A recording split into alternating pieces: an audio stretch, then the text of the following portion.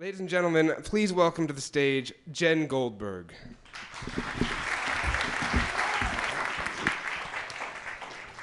So, as Eric said, I lived down in Los Angeles until very, very recently. And about 3 years ago, I was living in a two-bedroom, two-bathroom, two-cat apartment down there with a stand-up comedian. And he was invited to perform at the Bridgetown Comedy Festival here in Portland, Oregon. And I was invited to perform with him in the aforementioned podcast that we do together.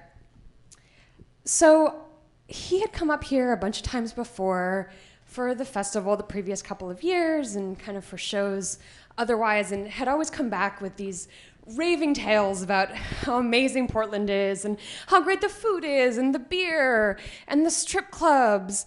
And the city got kind of blown up in my mind, this like comedian Shangri-La, right? Where like men can like wander north into the forest and have these like life-affirming spirit quests. So I was really nervous about this festival, mostly due to some really unpleasant things that happened to me in middle school. So I have a very deep-seated fear of being left out. But we're both invited to perform our podcast. So we're kind of getting ready for the festival, and I'm getting increasingly more and more nervous. And there was definitely a time, despite the fact that my boyfriend was a really sweet, kind, wonderful man, where I was like, oh, you know, Portland sounds really great. I would really love to come up with you sometime. And that was met with a lot of hemming and hawing about the need for distinct comedy time, where he could just be, you know, like free to be creative on the road. And this isn't a cheating issue for me. I wasn't worried that he'd be like sleeping with someone in Portland, even though he was. It's more this like boundaries thing where I didn't want our life together and his creative life to be distinct. And I didn't want to end up like one of those women who has this creative man that they love and they're away from them all the time and then come back and are depressed and don't even want to talk about what they've been doing and end up feeling like it's going to be, you know, in that 8th grade trip to Six Flags Magic Mountain where I got ditched and had to ride Riddler's Revenge alone twice. But we're both invited to perform at this festival. And as we're getting ready, all this like internal anxiety stuff is kind of bubbling up in me that I'm like not cool or funny or creative enough to be there, and he's going to get distracted with all the other comics, and I'm going to kind of get left behind, and it's going to be weirdly inappropriate. I'm going to be like the cool side girlfriend that's like, hey, bye, okay, I'll be at the brunch. But we're both invited to perform at this festival. So for a variety of reasons, he has to go up in a van, and I fly up separately, and I get to the hotel, and it's already too complicated. I can't find him because he's playing vintage pinball and drinking beer at some place that's like up the street from here, and I can't check in, and then I can't get a pass, and finally we find each other, and despite the fact that I'm feeling like that 9-year-old girl who's hiding her sandwich from the librarian so that she doesn't realize that I'm eating lunch alone again, because my friends all told me that I was a follower and I couldn't have lunch with them anymore, I'm excited for this festival.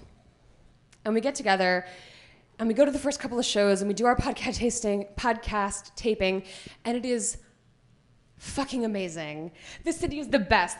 We have so much fucking fun. We're like running from town to town and meeting so many new people and drinking like amazing Fresh Hops IPA beers and eating like vegan, soy-free, chai-flavored blueberry pancakes. And it's fucking awesome. And we're having such a blast, and I'm meeting so many new people. And on the second night that we're there, we end up sitting alone for like 3 hours at the Backstage bar at the Baghdad, which if you haven't been, it's beautiful. You have to go. It's like they've built this bar into the old fly space of the theater, so it's like 4 stories tall, and there's these beautiful old chandeliers, and they have old draperies, old backdrops as tapestries, and it's, you know, a little theater nerd's like grown-up wet dream. It's amazing. And we're just sitting there, and we're not looking for the new, best, better, cooler, funnier, more exciting mania of the festival. We're just sitting there enjoying each other's company and just languishing and like being happy and in love. And I'm just completely overwhelmed with this like just passion and happiness and just connection to this person that I've never really felt before in any other relationship that I've been in. I'm just so happy to be there and sharing it with him. And the festival's amazing, and like I said, we have a blast. And the last event of the festival is a strip club tour bus crawl.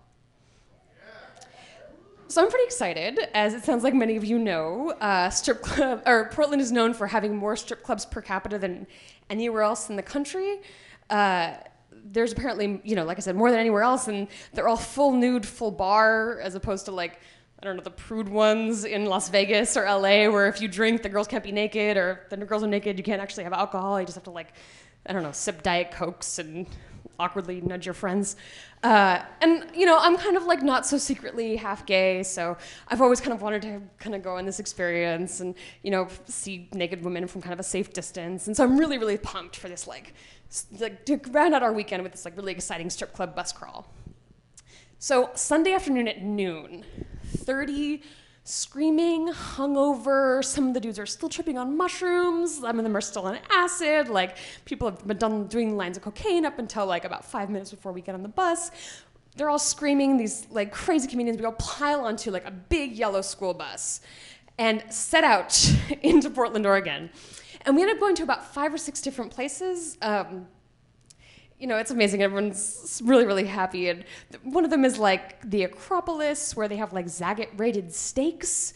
And one of them is like kind of hell-themed. And the girl working is like their solo, but it's her first day. And I know that's a thing that strippers say, that it's their first day, so they can like get more tips. But it really was her first day.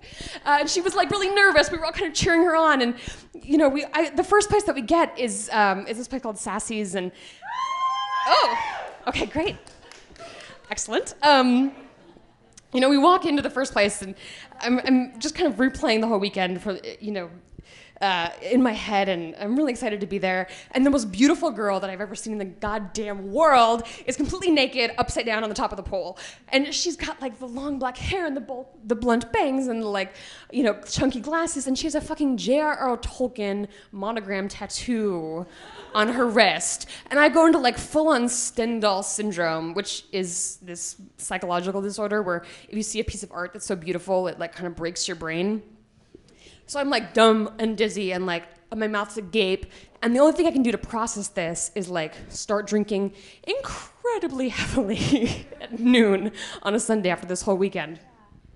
So I start pounding beers, and I'm like getting my courage up just a little bit. I kind of like go from the back, like, buckled kneed and mouth agape to like, at a table, and then like up at the front, and then eventually just kind of like leaning on the stage like, you're pretty.